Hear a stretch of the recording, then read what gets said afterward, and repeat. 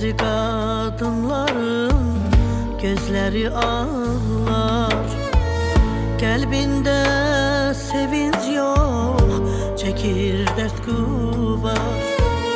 Bəzi qadınların gözləri ağlar, qəlbində sevinç yox, çəkir dərd qubar. Xoşbəxtlik meyvəsi etməyib libar, qoruyub hər zaman o təmiz adın. Xoşbəxtlik meyvəsi etməyib libar, qoruyub hər zaman o təmiz adın. Dərdlərlə baş-başa o tənha qadın.